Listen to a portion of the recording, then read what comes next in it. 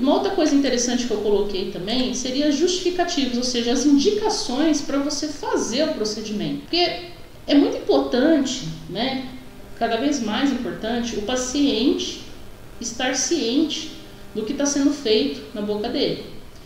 Ele assinar o TCLE, né, que é o termo de consentimento livre e esclarecido, aonde ele está ciente do porquê que você está fazendo aquele procedimento. E uma das coisas muito importantes é você saber a indicação, você saber por que indicar. Melhor ser cauteloso e fazer em 2 etapas do que errar a mão e não ter outra chance de corrigir com cirurgia. Concordo, meu Deus, concordo aí, né? Eu prefiro fazer assim, tem dado super certo. Muitas vezes não precisa da segunda correção, né?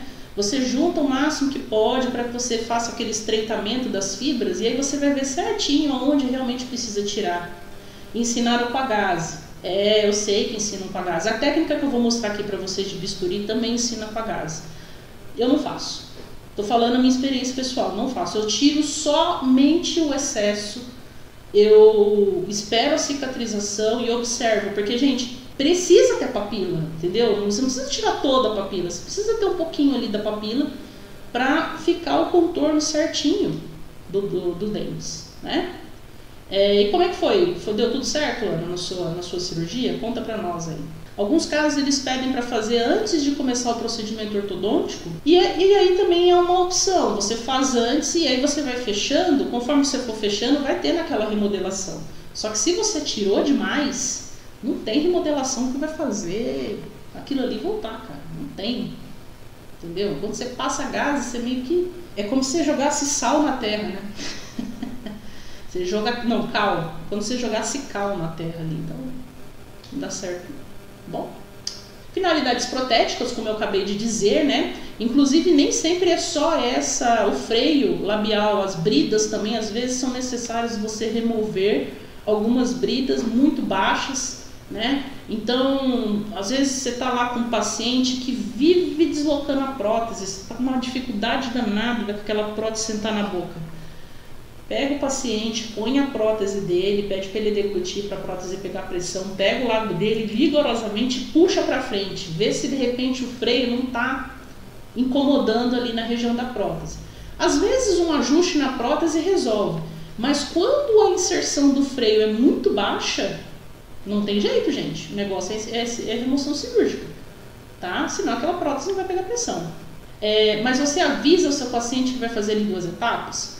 Ana Helena, eu aviso que eu vou fazer uma primeira vez e se houver necessidade eu faço uma correção. Normalmente não precisa de uma segunda vez, mas se precisar ele está ciente, tá? E eu explico por quê. Eu faço assim porque se eu tirar tudo de uma vez e ficar o espaço, depois para corrigir é mais difícil de que fazer aquele tecido crescer ali na região, tá? E eu tô falando isso, gente, na maior... Assim, é a experiência do dia a dia. De experiência, por exemplo, porque eu já trabalhei, graças a Deus hoje não é mais a minha realidade, eu não trabalho mais com convênio.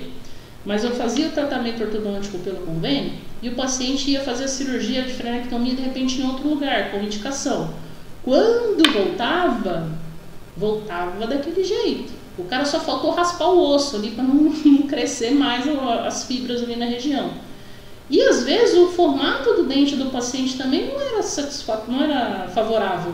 Acabava por facilitar ali a formação triangular, né? Você acaba facilitando a formação, como esses dentes aqui, ó, a formação de um black space aqui na região. Imagina você tirar tudo isso aqui, vai ficar um buraco. Pô, o dente é triangular, a primeira coisa que vai bater ali é a parte incisal. Na hora que encostar aqui, já era, fica um buraco aqui. Ou você muda o formato do dente, ou você de repente desgasta um pouquinho para poder terminar de fechar, aí você vai ter que usar de artifícios para fechar aquele espaço, né? Então eu explico para o paciente, olha, eu prefiro fazer dessa forma porque vai ficar mais estético, vai ficar mais natural.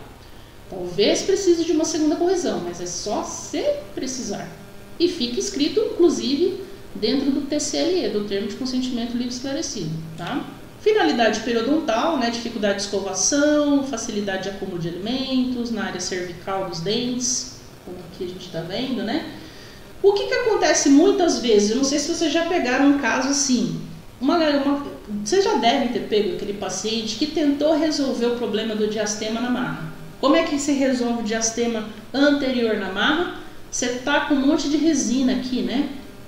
Faz 2 dentões enormes e assim você acha que o paciente ele tem aquela ilusão de que ele resolveu o problema. O que acontece aqui? Ó, ele forma um ombro gigante que piora ainda mais a questão da higienização. Piora ainda mais a questão de você conseguir fazer, de ter uma saúde gengival ali. Aumenta a chance de doença periodontal, de impactação alimentar ali naquele local e perda óssea. Inflamação constante ali pode levar sim à perda óssea, tá? E inferior, já vi casos em que o freio estava causando a retração, tão fibroso e alto que ele estava. Então, nesses casos, você explica para o paciente e faz a indicação de forma tranquila ali, faz a indicação, olha, a gente vai tirar seu freio porque ele está atrapalhando a sua prótese. Nós vamos tirar o freio porque precisa juntar os seus dentes para ter uma estética adequada, não colocar resina no meio do dente. Ah, mas eu vou resolver isso com faceta. Beleza, só que você tem um ombro ali. O paciente precisa higienizar aquilo de forma adequada. E não tem jeito. Se a raiz do dente termina aqui, gente, não dá resina que você põe aqui, ó, que vai conseguir fazer uma higienização adequada ali no sulco gengival, tá? O que é o certo? Né? Meu pai sempre falava que o certo não deixa de ser certo porque todo mundo não está fazendo. O certo é fechar ortodonticamente. Você vai fechar esses espaços ortodonticamente, vai tirar essas fibras que tem aí em excesso e vai deixar então tanto estético quanto funcional. Esse negócio de só botar uma resina ali para a aparência do paciente, a longo prazo causa problemas na saúde dele, como a gente está vendo aqui. Então essas são as principais indicações.